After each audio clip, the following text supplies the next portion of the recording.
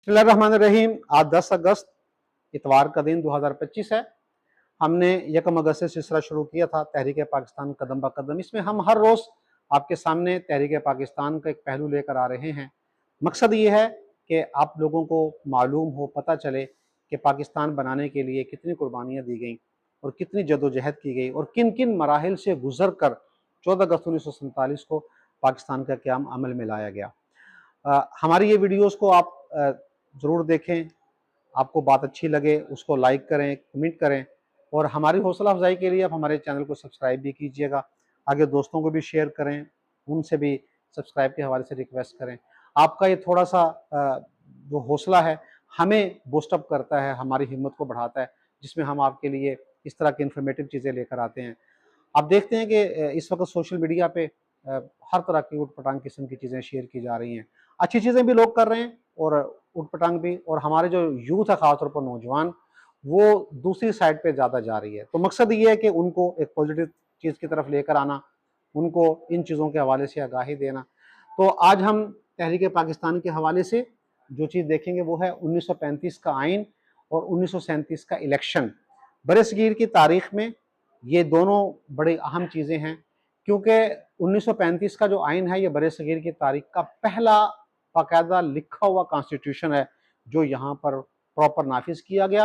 और फिर इस आइन के तहत बरसगीर में पहला इलेक्शन हुआ 1937 में, और फिर दूसरा इलेक्शन 1945 में हुआ, वो भी इसी आइन के मुताबिक हुआ।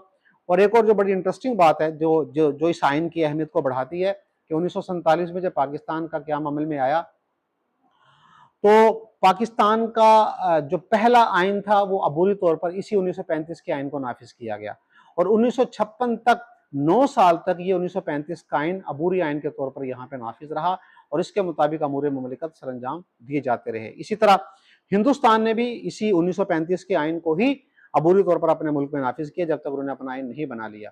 तो इस हवाले से ये एक बड़ा हिस्टोरिकल आइन है कि ये मुत्तहिदा बरसगीर में भी नाफिज रहा 1935 से लेकर 1947 तक 12 साल, और फिर पार्टीशन के बाद हिंदुस्तान और पाकिस्तान के दरमियान दोनों ममालिक में मुश्तरका तौर पर ये आइन एक अरसे तक, हमारे यहाँ तो 9 साल और इंडिया में गालिबन को 5-6 साल तक यहाँ पे इंडिया में नाफिज रहा। तो इसकी बड़ी अहमियत है।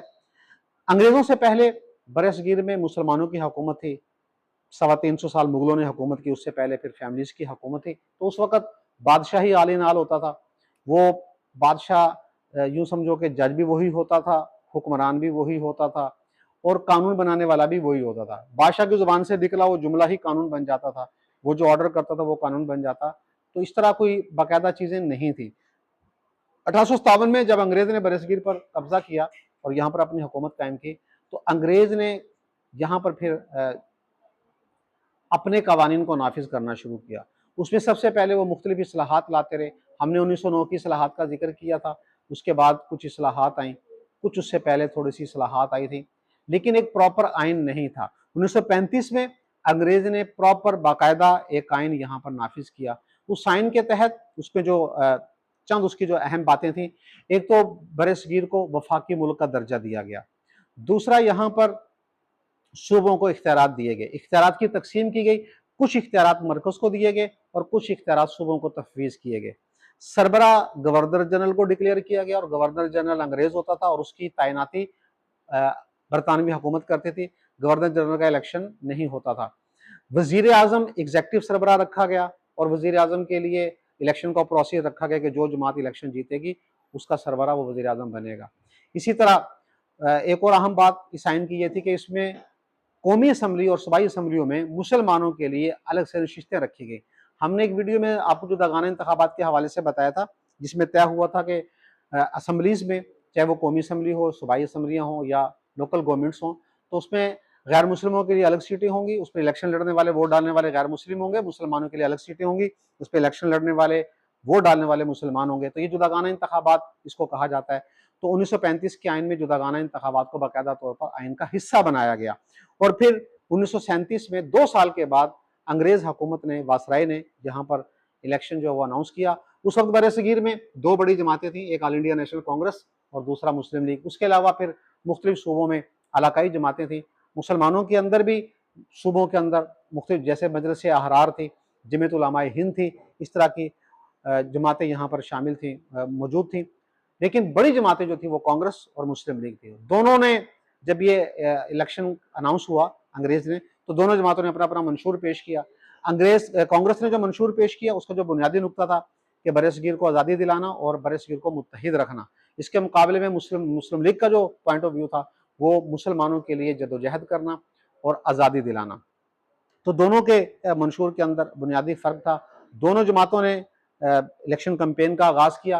कांग्रेस की सरबराही गांधी और नेहरू कर रहे थे, जो नो डाउट बरसगीर के बहुत बड़े लीडर और रहनुमा थे। मुस्लिम लीग के पास कायद-ए-आज़म जैसी शख्सियत थी, क्रिज़मेटिक पर्सनैलिटी थी, जो मुसलमानों को पेनिट्रेट कर रही थी और मुसलमानों में जिनका असर व रसूख दिन ब दिन बढ़ रहा था, कायद-ए-आज़म मुस्लिम लीग की क़यादत कर रहे थे। उन्होंने करिया-करिया, गाँव-गाँव जाकर मुस्लिम लीग के पैगाम को फैलाया, नौजवानों को शामिल किया, ख़ास तौर पर जो स्टूडेंट्स थे अलीगढ़ कॉलेज के, Islamia college Lahore, Islamia college Peshawar, Halim college Kanpur और इसी तरह सिंध मुस्लिम मदरसा कराची, इन इदारों के तालिब इल्मों को एक्टिव किया और इन्होंने कायद-ए-आज़म का पैगाम घर घर पहुँचाया।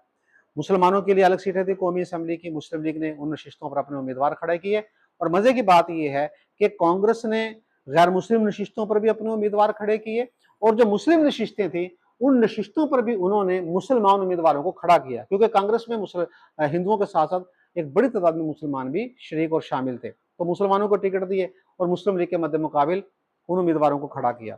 इलेक्शन हुआ 1937 में। इलेक्शन का रिजल्ट बड़ा यूं समझो कि मुस्लिम लीग के लिए बड़ा मायूस कुन था कि इस इलेक्शन में कांग्रेस ने पूरे हिंदुस्तान से भरपूर जो वो कामयाबी हासिल की। मरकजी नशिस्तें जो गैर मुस्लिमों की थी अक्सरियत उसने जीत ली और जो मुसलमानों के लिए रिजर्व सीटें थी तो उसमें भी उनके उम्मीदवार काफ़ी तादाद में जीते। मुस्लिम लीग नाकाम हुई, मरकजी असम्बलियों में भी नाकाम हुई और जो सूबाई असम्बलियाँ थी जिसमें मुस्लिम अक्सरियत के सूबे थे, पंजाब, बंगाल, सिंध, खैबर पख्तूनख्वा को स्टेटस नहीं मिला था उस वक्त तक और बलूचिस्तान को भी ये स्टेटस नहीं मिला था। ये 3 मुस्लिम अक्सरियत के सूबे थे, लेकिन इन तीनों सूबों में भी मुस्लिम लीग कामयाबी हासिल नहीं कर सकी। 7 सूबे गैर मुस्लिम अक्सरियत के थे, तो उन 7 सूबों में कांग्रेस ने अपनी हुकूमत कायम कर ली। जो मुस्लिम अक्सरियत के सूबे थे तो इसमें कांग्रेस ने भरपूर कोशिश की कि यहाँ पे मुस्लिम लीग को हुकूमत ना बनाने दी जाए और उसमें उसने जो इलाकाई जमातें थी कांग्रेस ने उनको अपने साथ शामिल किया और शामिल करके इन सूबों में भी उन्होंने अपनी इत्तेहादी हुकूमतें कायम की। तो इस तरह कांग्रेस को ये हुकूमत बनाने का मौका मिला। तो पहला इलेक्शन उसमें कांग्रेस ने कामयाबी हासिल की, वफाकी हुकूमत बनाई, सूबों के अंदर कांग्रेस की हुकूमत बनी और नेहरू मुत्तहिदा हिंदुस्तान का बरसगीर का पहला प्राइम मिनिस्टर बना, जो एक हिस्टोरिकल और तारीखी बात है। तो इस इलेक्शन ने अगरचा मुस्लिम लीग नाकाम तो हुई, उस तरह वोट नहीं ले सकी मुसलमान आवाम के, लेकिन मुस्लिम लीग को सीखने का बहुत सा मौका मिला। जो कमियां कोताहियां थी इलेक्शन के दौरान जो लीग से सरजद हुई वो सामने आई और फिर मुस्लिम लीग ने उस पर वर्क किया ताकि आइंदा इनको दूर किया जाए। 2 साल ये हुकूमत चली है 1937 से लेकर 1939 तक।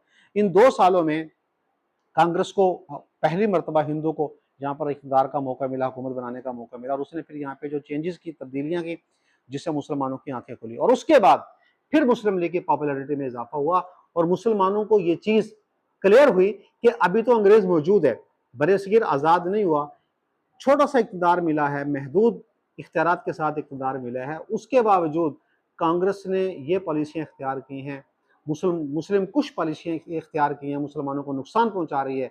तो जब अंग्रेज़ यहाँ से चला गया और मुकम्मल इक़्तिदार कांग्रेस को मिल गया, तो फिर वो मुसलमानों के साथ क्या करेंगे? तो जिससे मुसलमानों के अंदर अवेयरनेस आई और फिर अलग वतन के हवाले से उनकी सोच जो है वो बढ़ी और फिर आगे चलकर अगला जो इलेक्शन आया तो उसमें फिर मुस्लिम लीग ने शानदार कामयाबी समेटी। 2 साल ये हुकूमत रही, 2 साल के बाद फिर हालात ऐसे चेंज हुए कि नेहरू जो था वो अंग्रेज़ हुकूमत के साथ उसके इख्तिलाफ़ात हुए और नेहरू ने फिर रिज़ाइन कर दिया 1939 में।